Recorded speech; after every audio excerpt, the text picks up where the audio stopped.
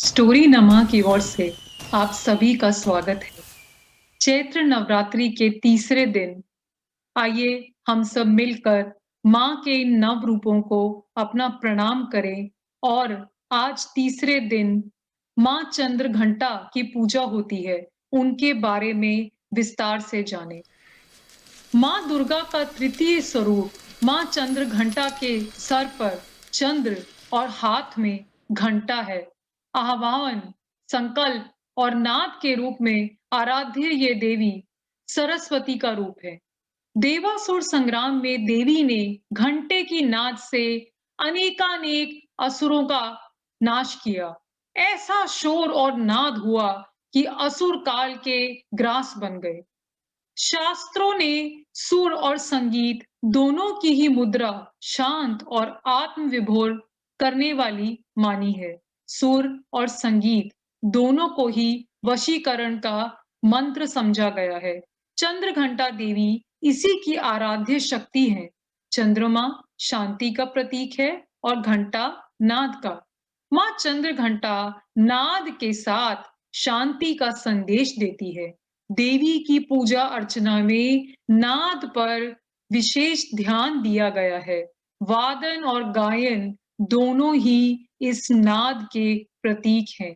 माँ चंद्र घंटा के चरणों में हमारा शत शत नमन।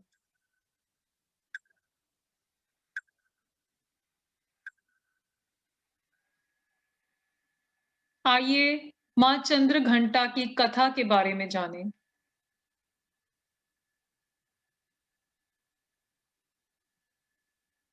माँ दुर्गा की तीसरी शक्ति है चंद्र घंटा। नवरात्रि में तीसरे दिन इनकी पूजा आराधना की जाती है। देवी का यह रूप परम शांतिदायक और कल्याणकारी है। इसीलिए कहा जाता है कि हमें निरंतर उनके पवित्र चरणों में ध्यान रखकर साधना करनी चाहिए। उनका ध्यान करने से हमारा इस लोक और परलोक दोनों के लिए ही कल्याण और सद्गति हो जाती है। इस देवी के मस्तक पर घंटे के आकार का आधा चंद्र है। इसीलिए इस देवी को चंद्र घंटा कहा गया है। इनके शरीर का रंग सोने के समान बहुत ही चमकीला है। इनके 10 हाथ हैं, जिनमें खड्ग और अन्य अस्त्र शस्त्र हैं। इनकी आराधना से वीरता और निर्भयता के साथ सौम्यता और विनम्रता का विकास होता है और इस सब से सारे कष्टों से मुक्त होकर सहज ही परम पद के अधिकारी बन सकते हैं। ये माँ कल्याणकारी है। देवताओं और असुरों के बीच लंबे समय तक युद्ध चला। असुरों का स्वामी महिषासुर था और देवताओं के इंद्र। महिषासुर ने देवताओं पर विजय प्राप्त कर इंद्र का सिंहासन हासिल कर लिया और स्वर्ग लोक पर राज करने लगा। इसके बाद सभी देवतागण परेशान हो गए और इस समस्या से निकलने का उपाय जानने के लिए त्रिदेव यानी ब्रह्मा, विष्णु और महेश के पास गए। देवताओं ने बताया कि महिषासुर ने इंद्र, चंद्र, सूर्य, वायु और अन्य देवताओं के सभी अधिकार छीन लिए हैं और उन्हें बंधक बनाकर स्वयं स्वर्गलोक का राजा बन गया है। यह सुनकर त्रिदेव को अत्यधिक क्रोध आया। क्रोध के कारण तीनों के मुख से ऊर्जा उत्पन्न हुई। देवगणों के शरीर से निकली ऊर्जा में भी उस ऊर्जा से जाकर मिल गई। ये दसों दिशाओं में व्याप्त होने लगी। तभी वहां देवी का अवतरण हुआ। भगवान शंकर ने देवी को त्रिशूल और भगवान विष्णु ने चक्र प्रदान किया। इसी प्रकार अन्य देवी देवताओं ने भी माता के हाथों में अस्त्र शस्त्र दिए।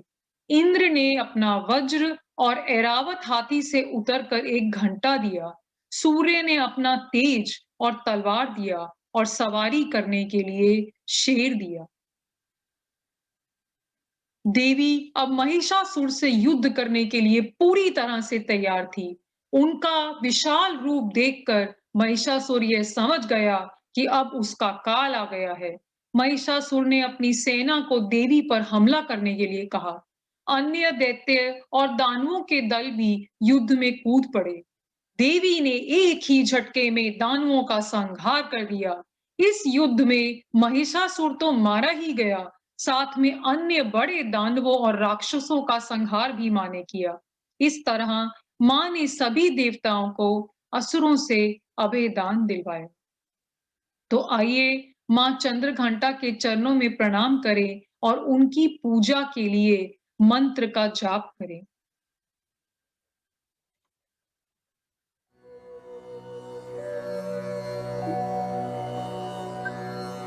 पिण्डज प्रवरारूढा चण्डकोप अस्त्रकैर्युता प्रसादं तनुते मह्यं चन्द्रघण्टा इति विश्रुता।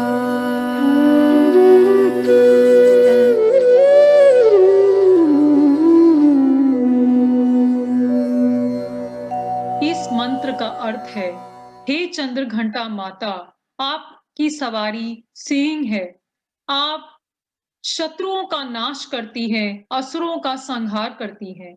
आपकी 10 हाथों में बहुत सारे अस्त्र शस्त्र हैं। मुझ पर, अपने साधक पर कृपा कीजिए। इस मंत्र का उच्चारण बहुत ही अच्छा फल देने वाला है। इस मंत्र के निरंतर उच्चारण से मन के भीतर छुपा हुआ हर प्रकार का डर और हर प्रकार की बुराई निकल जाती है।